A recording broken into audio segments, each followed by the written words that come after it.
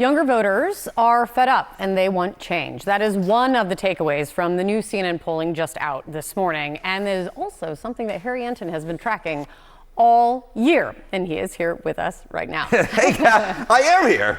And excited. Woo. How big is this shift? Yeah, I mean, we are talking about an absolutely huge shift, a 180. Young voters are fed up and they're taking their anger out on President Trump. We'll start off there. Take a look here. Voters under the age of 50 on Trump. In the fall of 2024, Kamala Harris led in our polling by just 3 points. Look at where Donald Trump is. He was within 3 points of Kamala Harris. Now his net approval rating on the year and the average of CNN polling, look at that, minus 41 points. That is a shift of 38 points away from the President of the United States. He is falling through the floor. If you look at the trend line among voters over the age of 50 or 50 and older, the shift that we've seen amongst them against President Trump is less than half that. In fact, it's under a 15-point shift. So the reason why President Trump is so unpopular at this point is the shift among younger voters, those under the age of 50, your Gen Z, your millennials. They gave President Trump a little bit of a try in 2024. No longer. He is down there, right there underneath the ocean floor. How does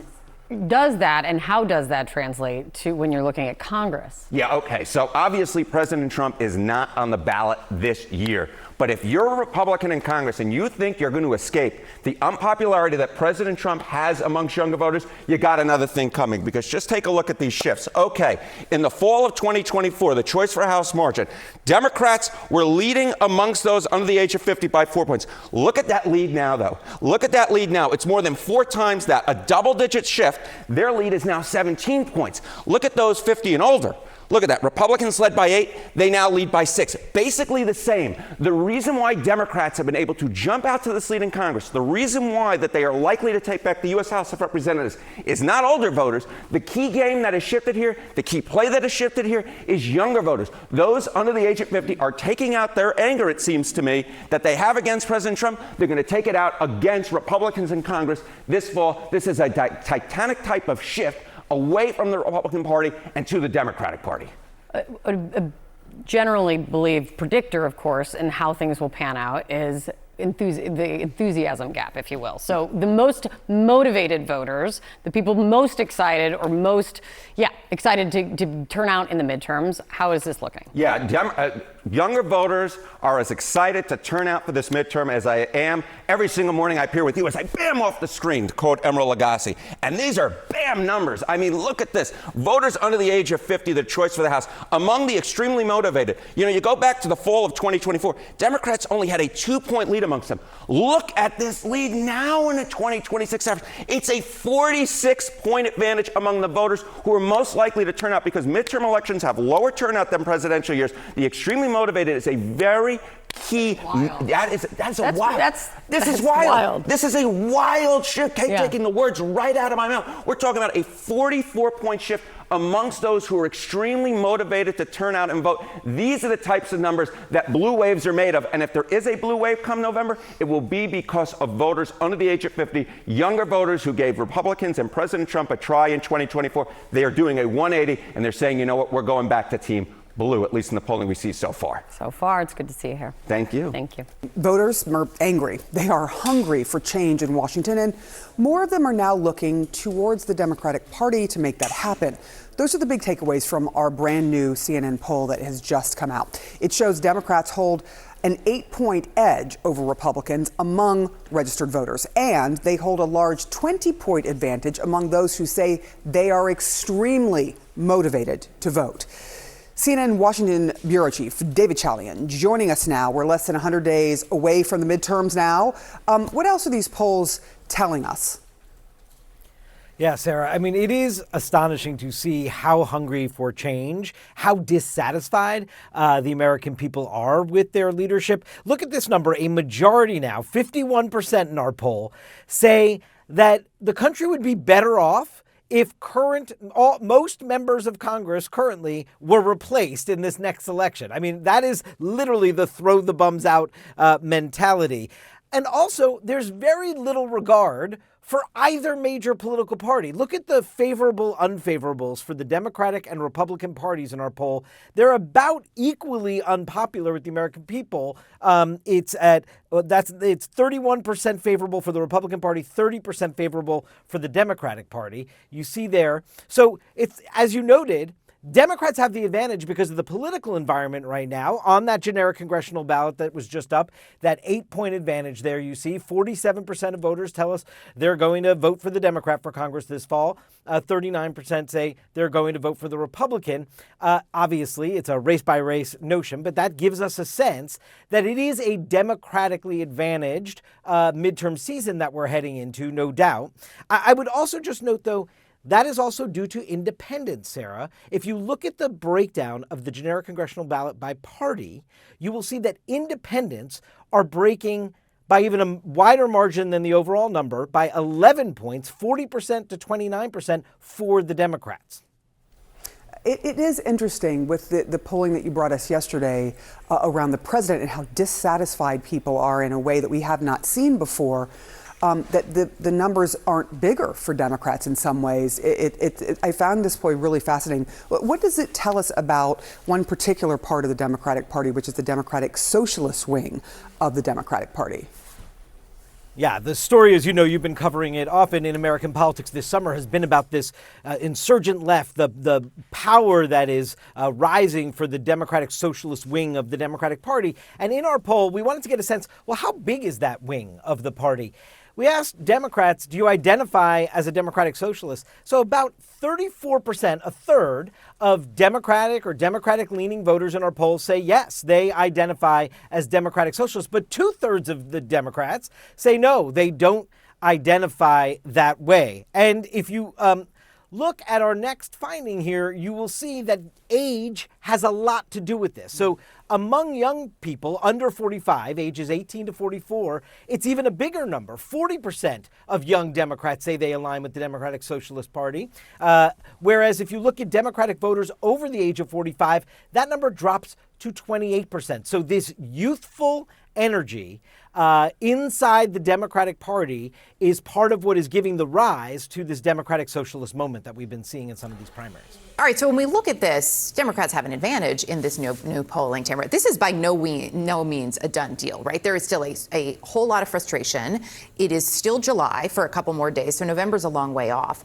And the majority there saying both parties are focused too little on the cost of living. There's a lot of work to do here. I know you have some new reporting about this. I mean, what do Democrats need to do moving into November? Because this might make them feel good, but it's July. Yeah, I had exclusive access to a report on what Democrats need to do to speak to working class voters, which is a huge share of the electorate that Democrats have really struggled with.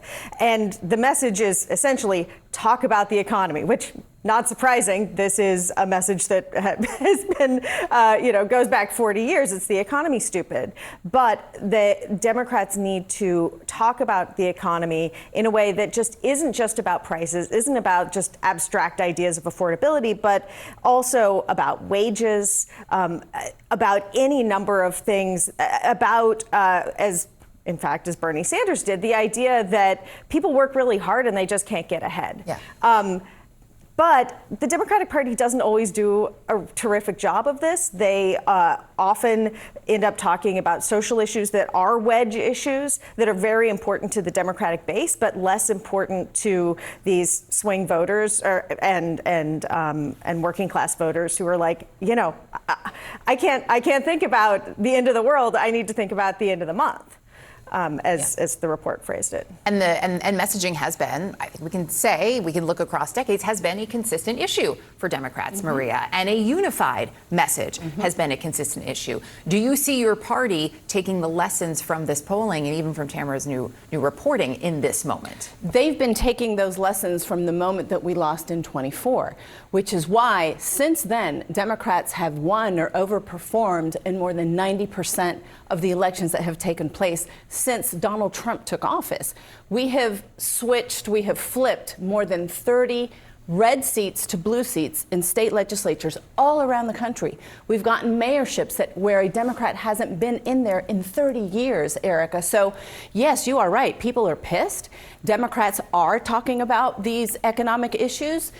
Leader Jeffries just this past weekend came out with what the closing argument is for Democrats going into the midterm elections. It is all about fighting for an affordable America, and under that are those specifics, Tamara, about better wages, about health care, which we can talk about because this big, horrible bill that the Republicans passed last summer rips health care from hundreds of thousands of Americans, and that is a key issue for American families when it comes to affordability. It talks about housing. It talks about being able to afford your mortgage or your rent. And so all of these issues, I think, are helping Democrats with the enthusiasm and are telegraphing to working class voters all across the country that it's Democrats that have their backs while Republicans and Donald Trump have betrayed them. Democrats are getting a lot of play for the current divisions within the party, right? Questions about Democratic Socialists. Who is a Democrat? What does the Democratic Party really stand for right now? This, in many ways, feels like a gift, probably, to Republicans. I know they're looking to jump on it.